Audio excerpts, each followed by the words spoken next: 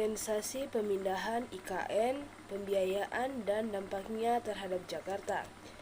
Yang dibahas kemarin kita bahas pertama itu tentang fakta pemindahan ibu kota. Fakta pertama itu anggaran yang dihabiskan untuk memindahkan ibu kota dari Jakarta ke Kalimantan Timur menelan biaya sebesar 490 triliun rupiah. Bahkan, Suryadi Jayapurnama selaku anggota Komisi 5 DPRI mengingatkan bahwa angka tersebut berpotensi untuk melonjak berkali-kali lipat dari prediksi awal. Realisasinya bisa saja melonjak menjadi 2-3 kali lipat dari 490 triliun rupiah. Yang kedua itu, Jakarta terancam tenggelam dalam 10 tahun mendatang dikarenakan perubahan iklim. Pengaruhnya yaitu atau faktor utamanya tenggelamnya Jakarta yaitu meningkatkannya sea level rise dan adanya faktor lokal atau daerah rawan atau daerah dataran rendah. Yang poin ketiga, Jakarta merupakan ibu kota yang padat akan penduduk. Luas wilayah hanya 664 km persegi dengan jumlah penduduk melebihi 11 juta, maka kepadatan penduduk di Jakarta itu mencapai 16.372 jiwa per kilometer persegi. Yang kedua itu pengaruh pemindahan IKN pada Jakarta. Apakah Jakarta akan tenggelam atau menjadi kota mati? Dengan pemindahan IKN dari Jakarta ke Kalimantan Timur itu tentu saja akan banyak menimbulkan dampak tersendiri bagi Jakarta, baik secara negatif maupun positif.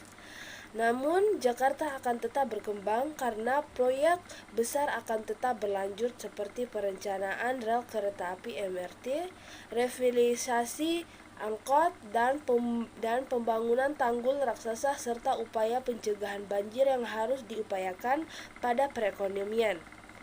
Apakah Jakarta akan tetap menjadi pusat bisnis dan perekonomian atau tidak?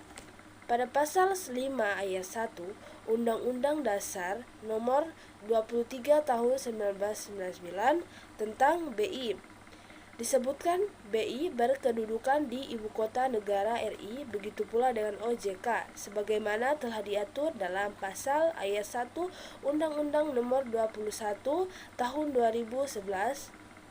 Meskipun Jakarta nanti telah tidak menjadi pusat perekonomian, tetapi Jakarta akan terus menjadi dan berkembang dengan pembangunan infrastruktur yang secara terus-menerus. 3. Bagaimana pendanaan pemindahan ibu kota tersebut? Apakah menimbulkan pendanaan modal asing? Untuk pembangunan pemindahan ibu kota negara baru ini membutuhkan biaya yang fantastis. Upaya untuk memulai konstruksi total, perkiraan harga untuk membangun ibu kota baru sekitar 34 miliar dolar atau jika dirupiahkan mencapai 490 triliun rupiah. Perkiraan pembiayaan ibu kota tersebut tidak semata-mata dari mengandalkan APBN saja. Namun untuk pembiayaannya sendiri dibagi menjadi 3 sumber, melalui APBN, kerjasama pemerintah dengan badan usaha atau KPBU, dan juga pendanaan swasta.